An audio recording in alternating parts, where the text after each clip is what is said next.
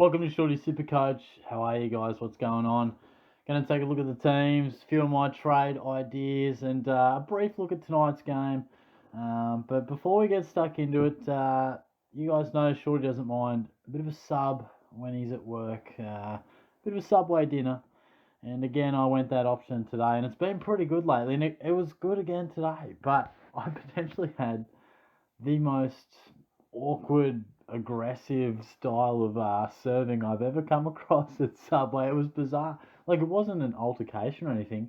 I just don't know if I've ever had anyone serve me that I thought hated their job more than this chick. It was crazy. So I walk into Subway and there's this cute, bubbly girl at the register. I'm like, oh, great, how good's this?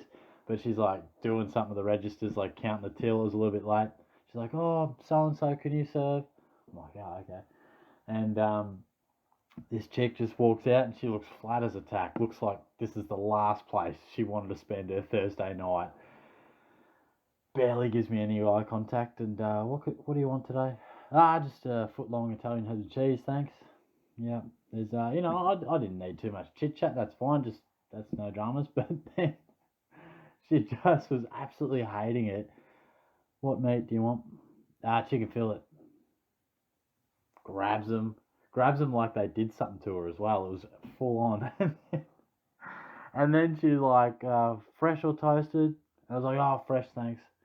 And she grabs the chicken fillets out, throws away some cloth that she was using. And then the salads, right?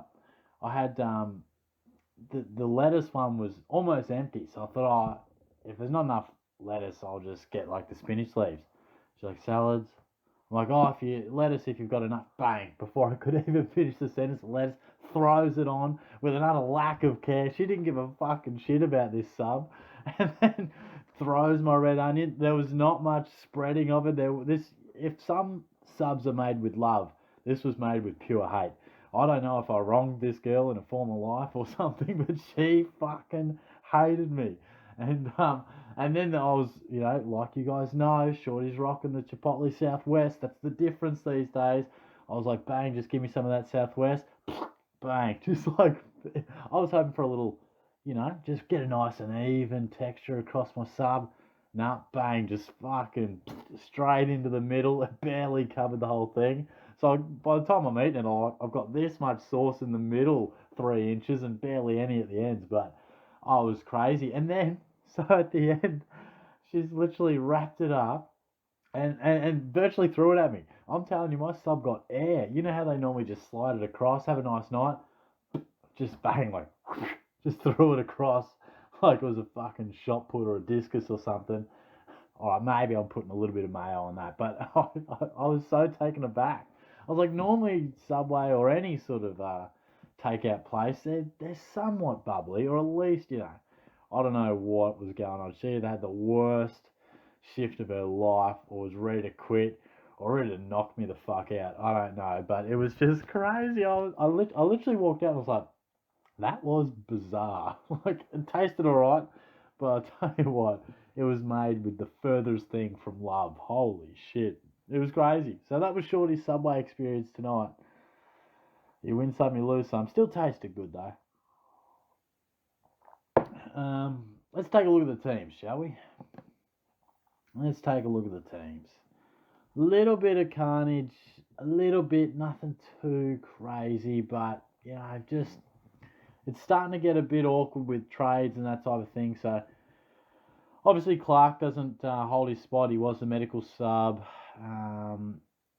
Nothing too much relevant there. Again, James Blank, just he's gone from singing You're Beautiful to just, no, that was James Blunt, wasn't it? Oh, shit. Just debuting for the Hawks. And then Tim English, of course, is out, but we knew that prior to the teams. Far from ideal. Then nothing too much. A few big injuries for the Dockers. I've tipped them, but there's a few key outs there. Dustin Martin comes back, which helps Shorty's side. Gee, I need him to play well. Rioli holds his spot as well, so that's handy for some, myself included. And then Jack Steele is back. Preuss is suspended. Old mate Ryan Angwin, he's done and dusted. Taranto comes back in. Wade Dirksen. Who the fuck is Wade Dirksen? That can't be legit. That is a fucking reckless name. What does a Wade Dirksen even look like? I'm picturing like a real rugged black hair sort of guy. Just curly locks. Nah, I kind of looks like a Wade. Definitely has a bit of Dirksen about him. But, rookie draft mid-season. Fair enough. Didn't think I'd ever heard of that bloke in my life. And DeGoey misses, so personal leave. That hurts my draft a little bit. Hinge comes back, might help some. Taron Thomas will be an interesting one for next year. He'll be at a really nice price. I wonder if he can show us any sort of form to give us some hope later in the year. And then Jeffrey is out injured. I'm not sure exactly what that is with, but that definitely threw a bit of a curveball. And of course, we know Zach Butters is missing. Teakle goes out as well. And Boat comes back in. Roses comes back in. Obviously, these are some extended bench style of stuff, but Roses is on the extended bench, which makes me awfully nervous. Fucking hell. Let's have a look. Out for the season. Oh my god. I didn't know that. Fuck. Okay. Well, I was contemplating trading him, and now I definitely will be trading him. Holy shit. So, we'll just take a look at my trade ideas first, and then I want to dive into a few things you guys were talking about in the live session. One of those was Luke Jackson, so obviously I won't get to talk about him, but not that I caught the game closely, but it sounds like he played pretty well. So I reckon he would have turned up by the looks of it. I'll be able to get a saucy little VC from Clary there. We love that. I'll just lock that emergency loophole there, VC loophole style. Yeah, so I've got 6 trades left, and here's what I'm thinking.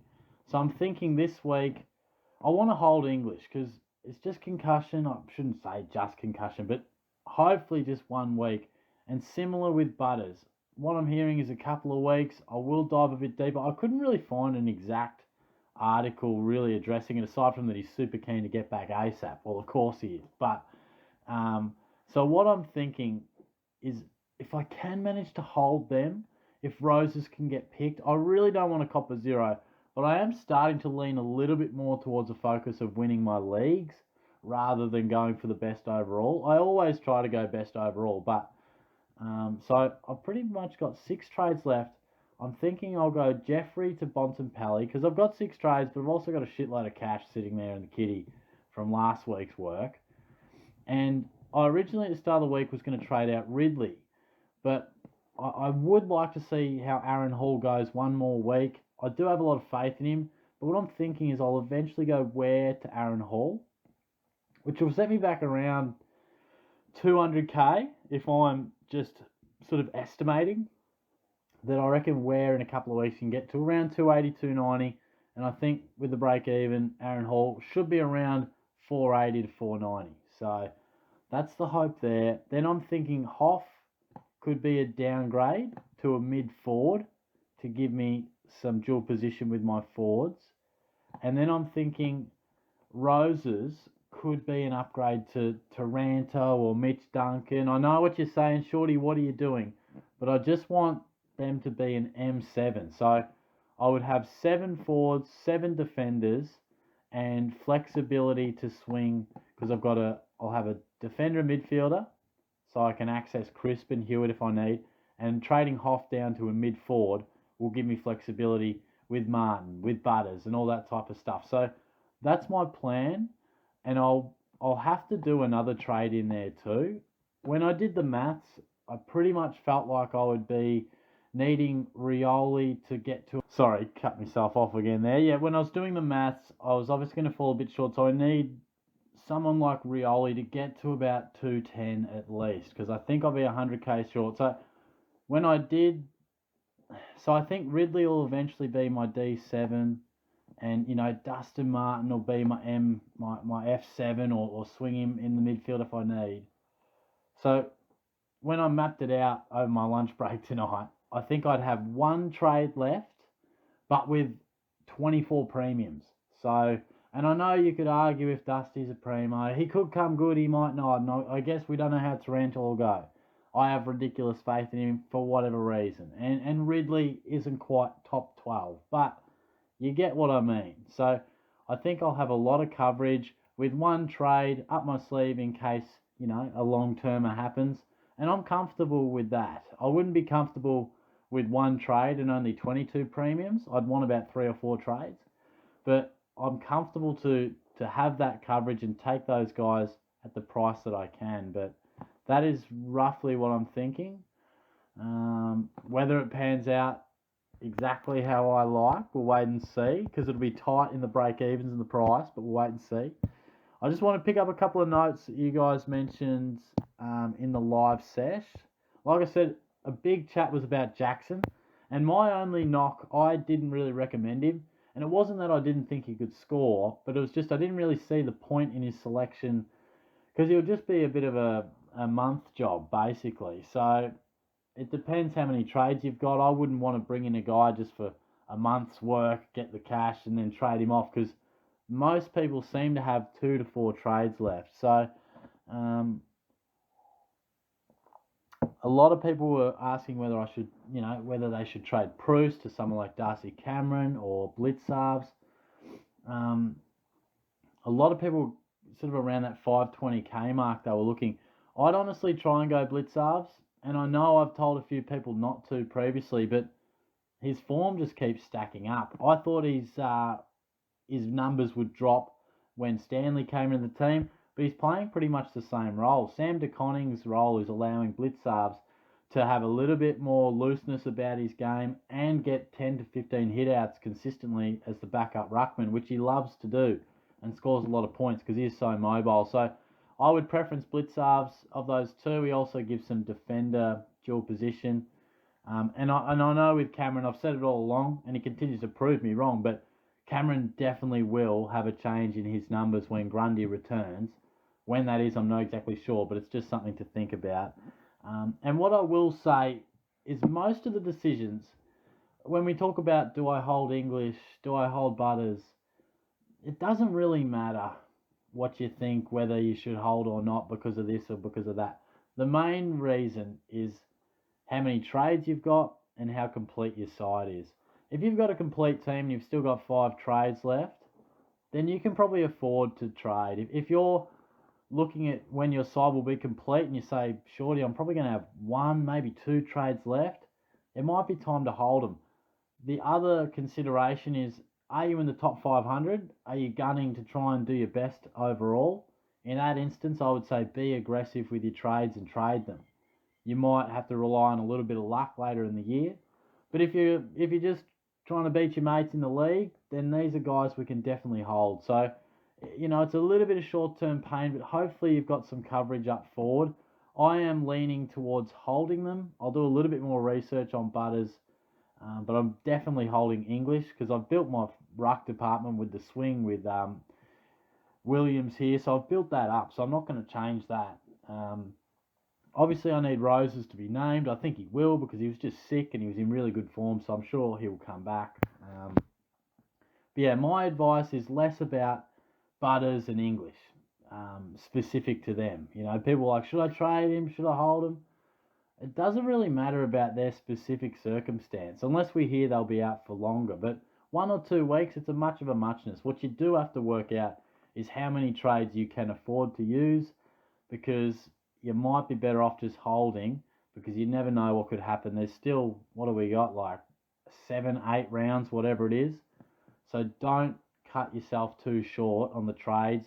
But if you got a few, if you got 6 or 7 right now, you might be able to trade and be a bit more aggressive. What else did I jot down the other day? Discount forwards was another one. We had a lot of people talking about options sort of below 500k. So I'm just going to work through a couple of these.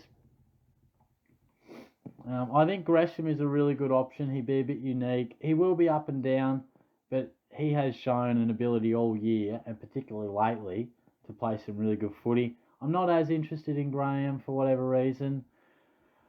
Look, Dustin Martin and Tim Taranto. I think at the start of the year, we all would have said they're going to be top 6 forwards. It hasn't panned out to be that way. Dusty doesn't look as interested. He doesn't look to be in peak fitness or peak form. Whatever it is, he's not quite rolling. Taranto, he was similar before he took this time off with the back injury, but I've watched Taranto super close this week. He's got a break even of 120. So if he comes back and looks good midfield time, which he'll get, he'll definitely play midfield time, he could be a really good pickup for 460. We might have to bury our demons. He might have let us down earlier in the year. I know he doesn't always use the ball well. He's not the most efficient guy. But at 460, and I know he burnt me a month or so ago, but at 460, he could be a really nice buy for you out there. So don't write him off completely. Lipinski has been solid. I don't think he has that ceiling anymore. His centre bounce attendance isn't quite where it was. Isaac Heaney is a really interesting one. He's come good the last few weeks. I wouldn't be super enthused about going with him. I think his position hasn't changed too much from what I've seen. He's just running a little bit hotter than he was. So Mitch Duncan is probably the most interesting in the final one I'll talk about. Again, start of the year, everyone was saying Dunkley, Taranto, and Duncan, you're going to need all three of them at some stage. Turns out it's only Dunkley, really. So Duncan has been really slow. He had an interrupted pre-season, and even when he's come back, he hasn't quite been the same. Now, he's not a big tackler, never has high tackle numbers, but what he is starting to get back is more of his kicking game and a bit more quantity. Now, he's a lock for 80 most weeks, but you probably want a bit more than that. These last 2 weeks have been much more impressive. I know it's a small sample size, but we know what Duncan can do at his best, particularly against the Dogs. He was fantastic. He was really good early against the Eagles, but I really think he could average at least 90 for the rest of the year. Maybe that's good enough for you at a pretty nice price. So that is definitely something to think about. And I think that was about all because I think, yeah, like I said, a lot of you guys were really talking about Jackson, and obviously sort of the ship has sailed on that. But I had a lot of questions about the vice captain options. Obviously, I went Oliver, and I advised that on the live session. So hopefully a few of you guys went with that. I was tossing and turning with Neil and Oliver, so I'm glad I went that way. Otherwise, you know, you might have a look at Sean Darcy, Jared Witts. Both of them are up against relatively weaker ruck stocks. Obviously, Witts can't be a VC option. And then I think McRae's been hit back to some really good form last week. You got to respect what he's doing. So, you know, and I think Callum Mills is also a really good option. Whether that's VC or he might end up being your actual C, that's definitely something to think about too. So I might wrap that one up there, guys, and try and get this one out before 11 o'clock. But feel free to chuck through any questions. I'll do my best to get to them tomorrow. Got a little bit on tomorrow, so we'll see how we're going. But I'll be going to the footy as well on Saturday. Can't wait for that. Massive game at the G.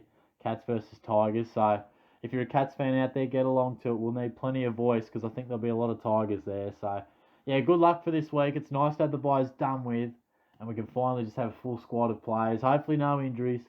All the best. I'll talk to you soon. Cheers.